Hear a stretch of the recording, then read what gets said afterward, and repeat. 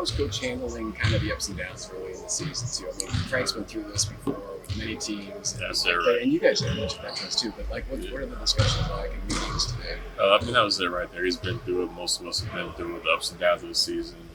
Obviously, we're getting guys back integrated in, guys have been hurt, so it's going to be up and down, but we'll figure it out. How do you feel about your role and how that's kind of evolved, especially over the past week or so? I feel pretty good about us figuring things out. I think we all are still. But as each game progresses, I think we're finally getting things click a little bit more. How do you change going from covering a DeRozan was good late in the game and then last night battling LeBron? I mean, you got size, you got quickness, different styles of players. Oh, yeah, completely different styles. Elite scores, all-time scores. The all-time scorer and one of the best scorers ever. But it's a difficult matchup. I'm ready for it all the time. My role on this team is to defend and make it tough on them. They're going to score, so it's to make it a little bit harder.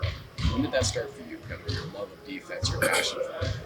I'll be honest, it was definitely not in high school or college. I was mostly just a scorer, but when you want to win games, you have to be able to defend. And then with my size, my skill, my IQ, I was like, okay, I can be a really good defender. Everybody talks about San Antonio player development. How do they help develop you there? That was a big part of it. That they've had that system in there for so long. They know how to develop guys, and you may not understand what they're doing at first, but in a few weeks or a couple months later, it's like, okay, I see the progression. I see what they were trying to teach me. So, a lot of credit to them developing as a defender. What's your biggest takeaway from Pop and how he kind of handled you when you were there and what you brought here to Phoenix? I'll just say a lot of it is an IQ thing or a scout thing. There's knowing your match. Like DeRozan and LeBron are two completely different styles of play. So knowing player to player, you know, other four guys out there too, knowing their strengths. Whether you like to drive right or left, pull up this way or not. All those things really take into account. So they're going to score, but if you can take away a couple of their easy ones, that's what you like to do as a defender. So you hopped literally after you took that three. How good did that one? Oh, it felt really good. In and out, felt good. I'll shoot it again. Confident in it. It felt good. I'm just curious, even when Grace is penetrating on you, like, here. Honestly, I didn't think they were going to pull in. I thought they were going to let us get the two and play after that. So I was a little surprised, honestly, just because everyone kind of sucked in.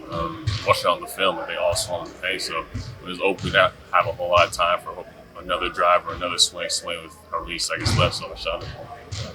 Is there any particular person that you look to growing up or as you're developing your game as a defensive stopper?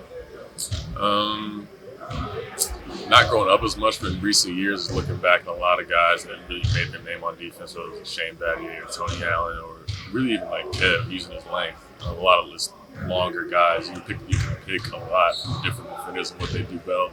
I'm not the most physical defender, but I'm really long, active defender. So like like Marcus Smart's really physical. I can take some things from it. That's his style of defense. It's not mine. Some more long guys, Paul George, Kawhi, people like that. Was there any time that Tim may give you some insight when you were in San Antonio? He doesn't talk a whole lot, but little things. And he was an all-time great defender. There's some stuff he just can't teach, being that size. But a lot of the same thing I said about Pop's the IQ things, knowing tendencies and stuff like that can go a long way. What do you feel needs to improve for you guys the most in the fourth quarter? I think it's mostly just a chemistry thing. Just not having a lot of time spent together, and now comes game 9-10 coming up. We just got Brad back in the second game. Book's been out. Kev's been consistent, but lineup change. I wasn't playing, now I'm playing, so it's a lot of not roster turnover, but just fourth quarter turnover. We'll figure it out in time. It's just a process. In terms of building that chemistry, there was that play where Nurk, I think it was first half, got the ball in the post, got doubled. You made that cut, ball swung, found Beal, open three in the corner. That's kind of your focus when you read that play to make that cut. That's kind of part of the progression of just us learning how to play together. Brad's an elite shooter. From what I was on the wing, cutting from that slot, sucked in too.